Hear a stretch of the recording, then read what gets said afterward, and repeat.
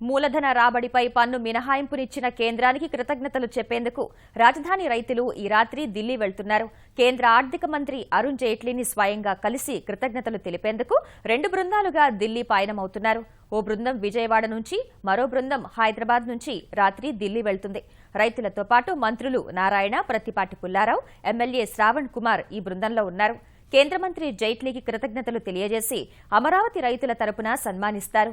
ఇదే సమయంలో మూలధన రాబడిపై పన్ను మినహాయింపు చట్టంలో మరికొన్ని సవరణల గురించి ఆర్థిక మంత్రిని కోరనున్నారు. క్యాపిటల్ గెయిన్స్ పన్ను మినహాయింపును 2 ఆర్థిక సంవత్సరాల వరకు మాత్రమే పరిమితం చేశారని, దీన్ని పొడిగించాలని విజ్ఞప్తి చేయనున్నారు.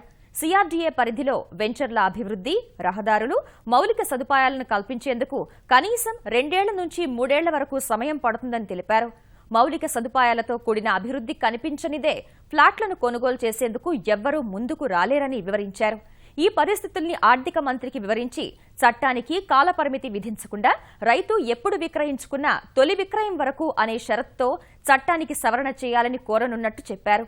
వీలుకాని పక్షంలో రాష్ట్ర ప్రభుత్వం 10 ఏళ్ల పాటు రైతులకు కౌలు పరిహారం ఇస్తున్నందున అప్పటి వరకు పన్ను మినహాయింపు కొనసాగేలా చట్ట సవరణ చేయాలని కోరబోతున్నారు.